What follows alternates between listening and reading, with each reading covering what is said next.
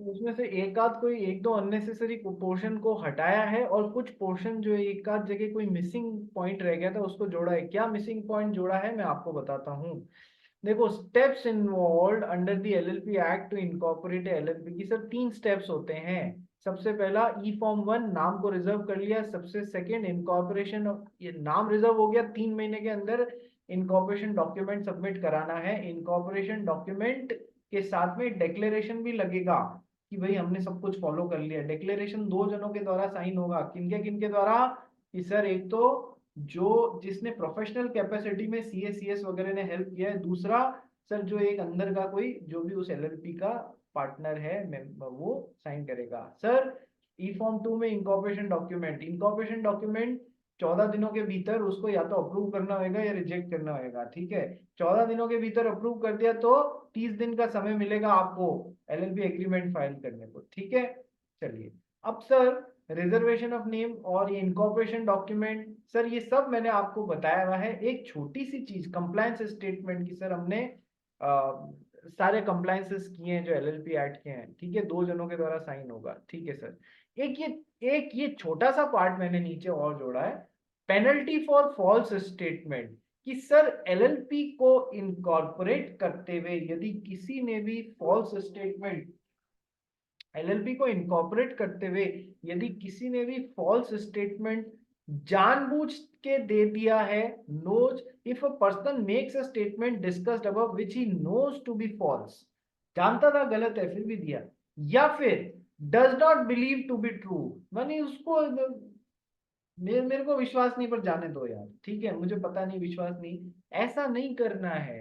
If which he knows to be false और does not believe to be true, तो ऐसे आदमी को पनिशेबल होएगा कौन किस चीजों से? कि सर दो चीजों से, with imprisonment for up to 2 years, यानी कि मैक्सिमम 2 साल तक के लिए, एंड विद फाइन 10,000 रुपए से लेके 5 लाख रुपए तक के बीच का फाइन भी लगेगा। ये एंड है, हाँ, दोनों, इम्प्रिजनमेंट एंड फाइन 10,000 से 5 लाख। यानी एलएलपी इनकॉर्पोरेट करते वक्त कुछ गलत स्टेटमेंट दे दिया, झूठा स्टेटमेंट दे दिया, जानबूझ के दे दिया, या जिसमें आप बिलीव नहीं करते थे ऐसा स्टेटमेंट दे दिया, तो सर एक तो 2 साल के लिए ससुराल जाना पड़ेगा, और दूसरा फाइन जेल भी हल्की करनी पड़ेगी, 10,000 रुपए से लेके 5 लाख रुपए तक के बीच का।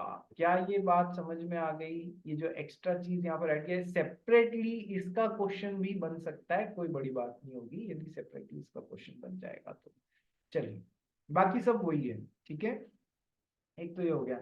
अच्छा, एक अपन ने ये कर लिया था एलएलपी और पार्टनरशिप के बीच में डिफरेंस, एलएलपी और कंपनी के बीच में भी अपन ने डिफरेंस कर लिया था या नहीं कर लिया था? एलएलपी और कंपनी के बीच में डिफरेंस भी कर लिया था। क्या ये क्वेश्चन किया था अपन ने, एडवांटेजेस ऑफ एलएलपी, ये वाला क्वेश्चन किया था क्या? इसमें भी एक आध चीज को ऐड करिए, एक आध पॉइंट ऐड किया। These are the 9 advantages of LLP की। क्या एडवांटेज है?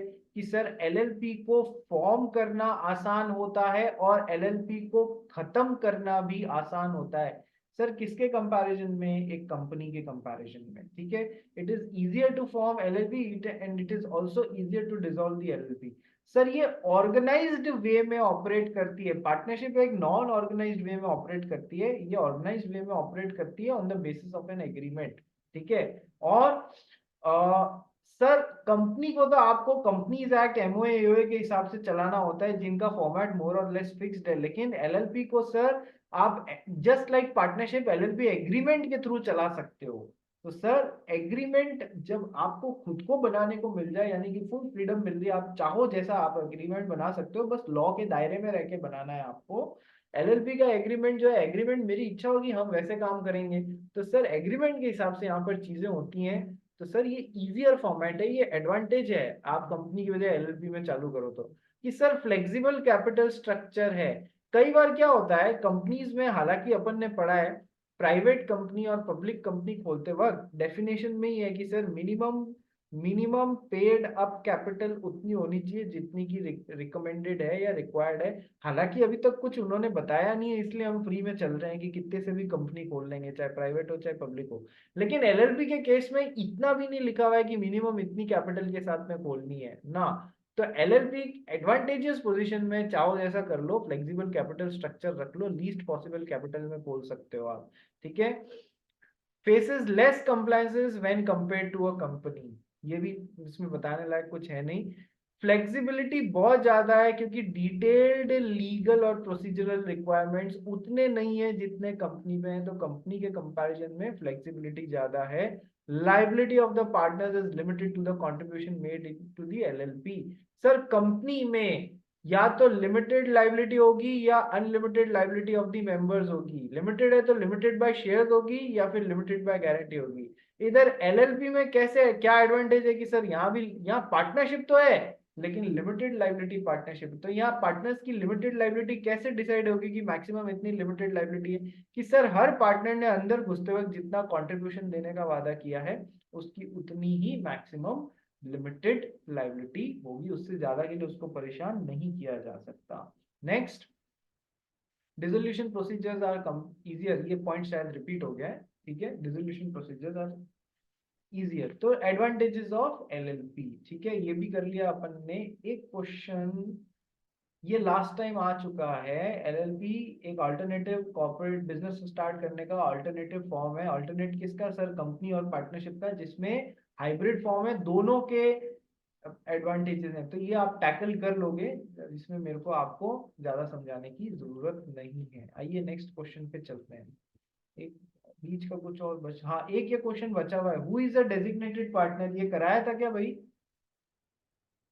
Who is a designated partner, ये क्वेश्चन इस बार के लिए इंपॉर्टेंट बन सकता है। Who is a designated partner, sir ध्यान रखना, डेजिग्नेटेड पार्टनर वैसे नॉर्मल लैंग्वेज में बोलूं, एक तो अपने वीडियोस ऑन कर लो, ठीक है, नॉर्मल लैंग्वेज में बोलूं तो सर कि डेजिग्नेटेड पार्टनर वो जो कि एलएलपी के कंप्लायंस पूरे करने के लिए जिम्मेदार रहेगा, who will be responsible for doing the entire compliances of LLP, ठीक है सर। यदि नहीं किया तो पेनल्टी भी खाएगा बेचारा, ठीक है सर।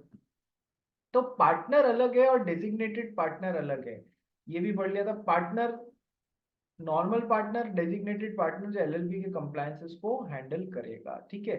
अब डेफिनेशन की मैं यदि बात करूं तो सर डेजिग्नेटेड पार्टनर वो जिसको डेजिग्नेटेड माना गया है pursuant to section 7 of LLP act, sir जो एलएलपी एक्ट के सेक्शन 7 के हिसाब से डेजिग्नेटेड पार्टनर है, ठीक है सर। अब अकॉर्डिंग टू सेक्शन 7 सर कम से कम 2 डेजिग्नेटेड पार्टनर होने चाहिए जो कि इंडिविजुअल्स होने चाहिए, आर्टिफिशियल पर्सन नहीं, नेचुरल पर्सन होने चाहिए, नंबर 1। नंबर 2 सर उनमें से यदि कोई 2 पार्टनर्स ही हैं और ऐसा कुछ है कि सर एक कंपनी है या एक एलएलपी है, तो सर वो एक इंडिविजुअल को अपॉइंट कर सकती है जो इसके बिहाफ पे डेजिग्नेटेड पार्टनर बनने का काम करेगा, ठीक है सर।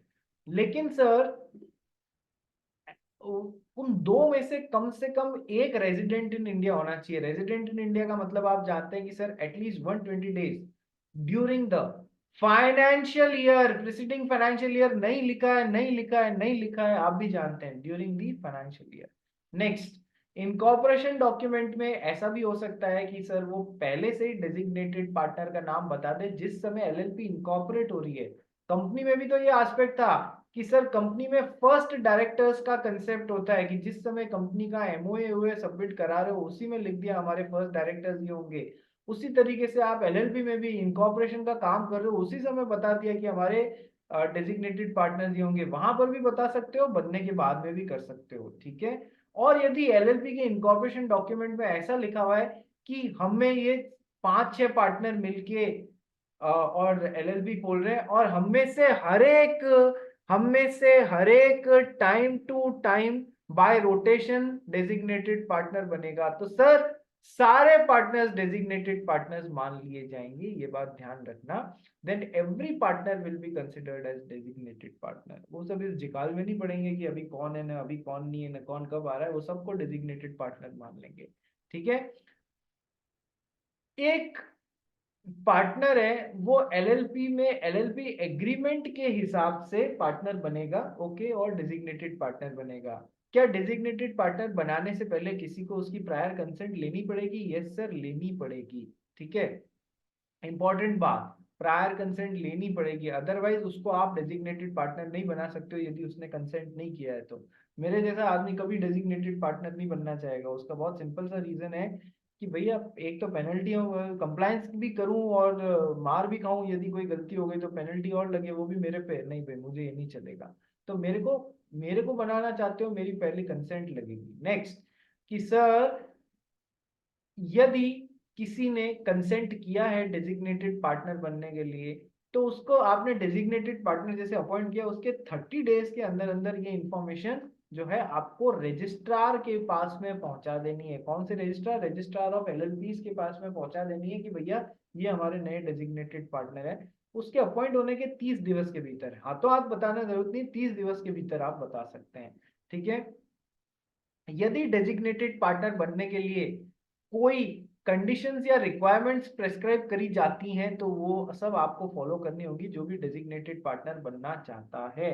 ठीक है। तो सर अभी तो कुछ नहीं है, या की भी है तो हमको वो पढ़ने की जरूरत नहीं, क्योंकि एलएलबी थोड़ा आपके यहाँ पर कर दिया फाउंडेशन में, और बाकी का कहाँ पर कर दिया है, बाकी का मेजर डिटेल्स कहाँ कर दी है, इंटर में कर दी है। तो अभी तुमको उनके लिए परेशान होने की जरूरत नहीं।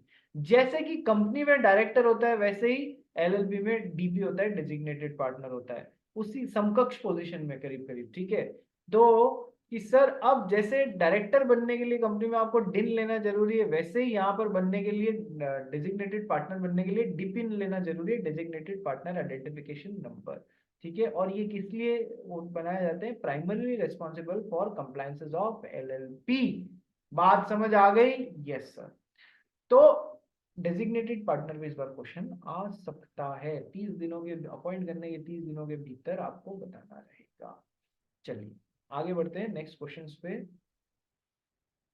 ये क्वेश्चन भी इंपॉर्टेंट बनता है। अब जो यार है ही कितने पेज का, 10-12 पेज का तो डॉक्यूमेंट है, एक बार देख लो, सब याद कर लो, सब मतलब आसानी रहेगी आपको।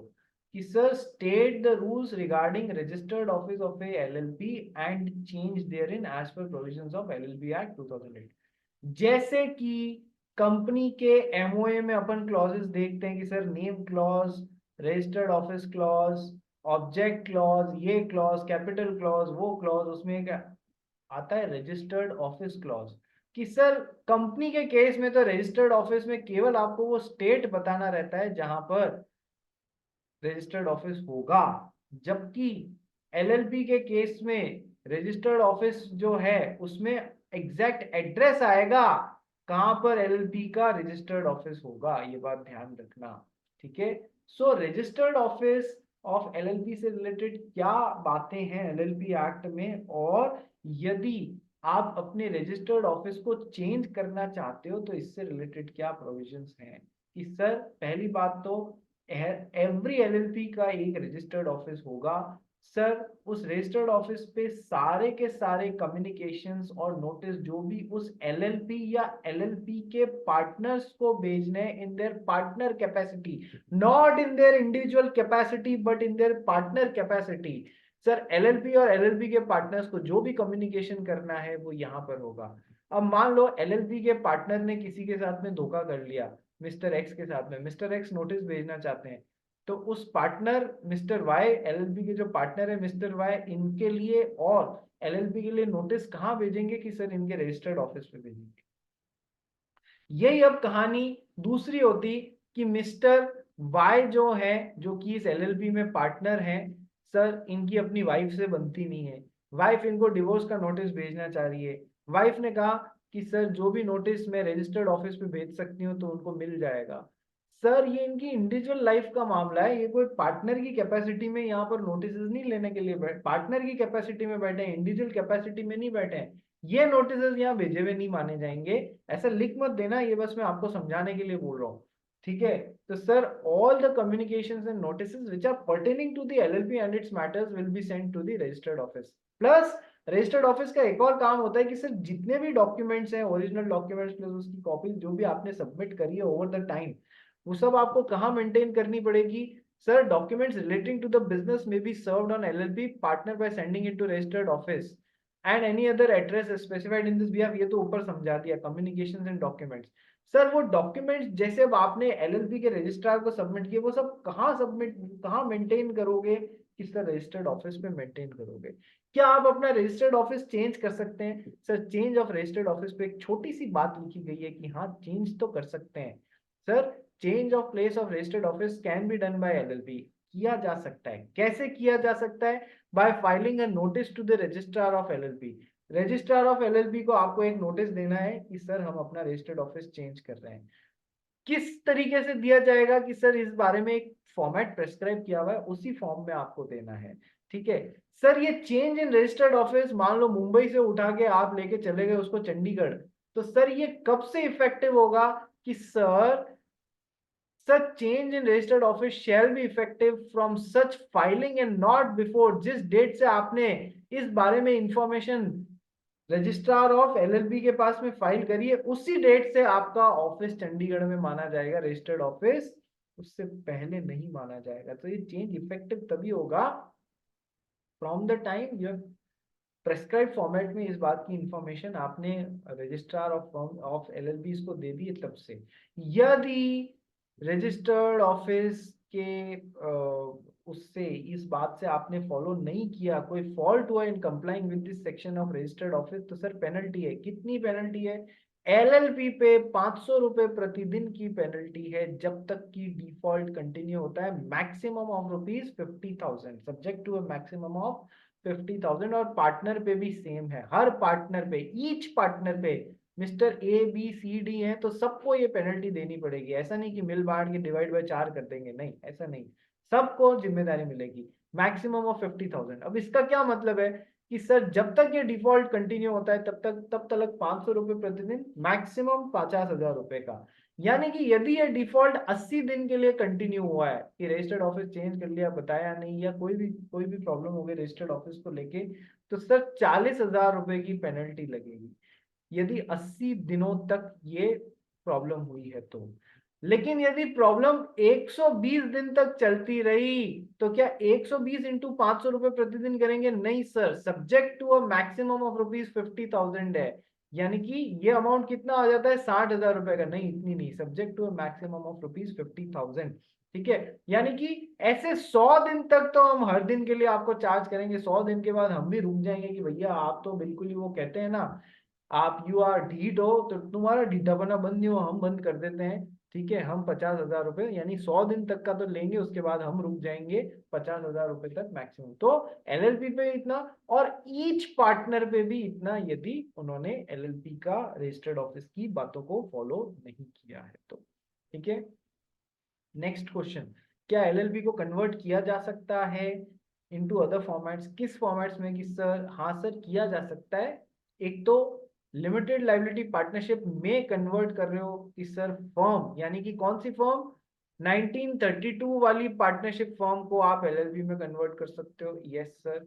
आप एक प्राइवेट कंपनी को एलएलपी में कन्वर्ट कर सकते हो, यस सर। आप एक अनलिस्टेड पब्लिक कंपनी को एलएलपी में कन्वर्ट कर सकते हो, आप लिस्टेड पब्लिक कंपनी को डायरेक्टली एलएलपी में नहीं कन्वर्ट कर सकते। ठीक है, तो सर बिल्कुल कर सकते हैं। सेक्शन 56, सेक्शन तो वैसे भी आपको याद नहीं रखना है, आप तो ये याद रखो कि sir second schedule, third schedule और fourth schedule of the LLP act 2008। Second schedule of LLP act, conversion of firm, यानी कि सबसे छोटी जो होती है ना 1932 वाली पार्टनरशिप फर्म को एलएलपी में कन्वर्ट करना। फर्स्ट शेड्यूल नहीं, सेकंड शेड्यूल काम आएगा। ठीक है, conversion of private company into LLP, sir third schedule काम आएगा। और conversion of public company, unlisted public company into LLP की सर फोर्थ शेड्यूल की जो भी बातें उस हिसाब से कन्वर्जन हो जाएगा। बस इतना ही है, इससे ज्यादा आपको कुछ भी ध्यान रखने की जरूरत नहीं है। एक छोटा सा कंसेप्ट और आया है कि सर स्मॉल एलएलपी क्या होता है?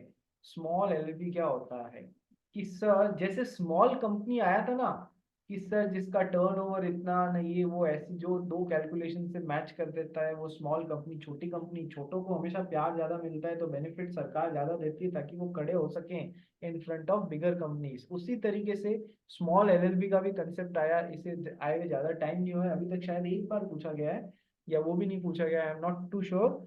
तो स्मॉल एलएलपी जो है कि सर ऐसी एलएलपी जिसमें पार्टनर्स का कंट्रीब्यूशन जो है, सारा कंट्रीब्यूशन मिला के 25 लाख, ऐसा नहीं कि इंडिविजुअल कंट्रीब्यूशन, मैं कह रहा हूं इस एलएलपी में 4 पार्टनर्स है, सबका कंट्रीब्यूशन मिला के 25 लाख रुपए से ज्यादा का नहीं होना चाहिए। अप टू 25 लाख है चल जाएगा, 25 लाख 1 रुपया हो गया तो फिर आप स्मॉल एलएलपी की डेफिनेशन के लिए क्वालिफाई नहीं कर पाओगे। सेकंड, एंड लिखा है, and turnover for immediately preceding financial year जो है, इससे जो अभी चल रहा है इससे जस्ट पहले वाले फाइनेंशियल ईयर का में उस एलएलपी का टर्नओवर यदि 40 लाख रुपए तक का है, ये दोनों बातें यदि मैच कर जाती हैं तो आप स्मॉल एलएलपी की डेफिनेशन में आ जाते हैं, और स्मॉल एलएलपी आप छोटी एलएलपी हैं।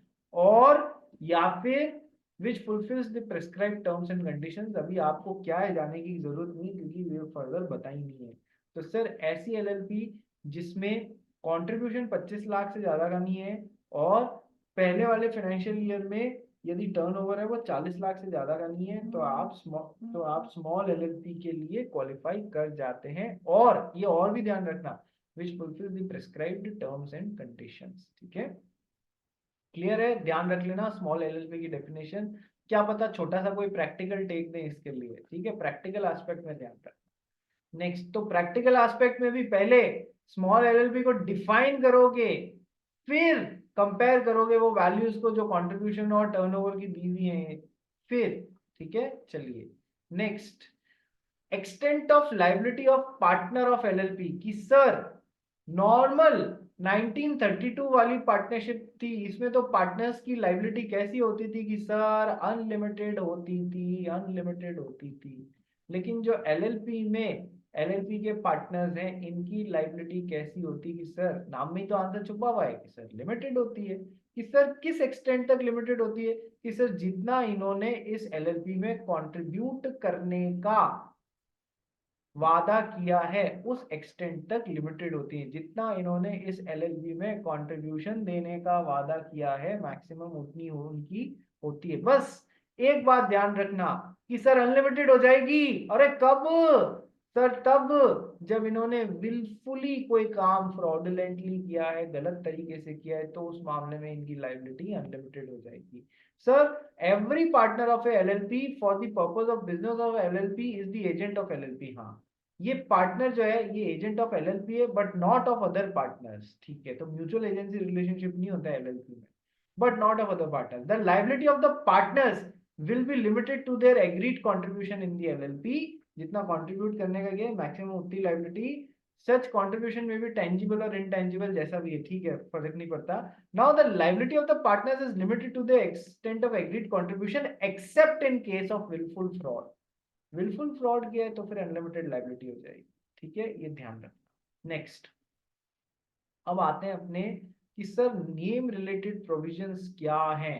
Explain the provisions pertaining to name and change of name of LLP. Sir ये एक थोड़ा सा बड़ा क्वेश्चन है और ये लास्ट क्वेश्चन है, इसमें थोड़ा टाइम लगेगा, तो आज इसको यही रोकते हैं। कल ये जो है इसका ये जो लास्ट क्वेश्चन है इसमें से क्वेश्चन आ सकता है भैया इस बार।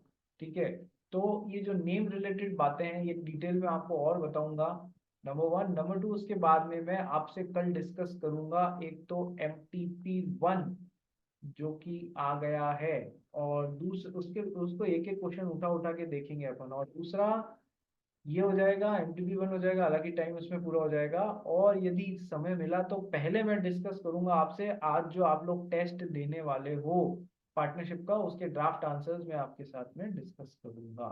चलिए आज के लिए इतना बहुत है।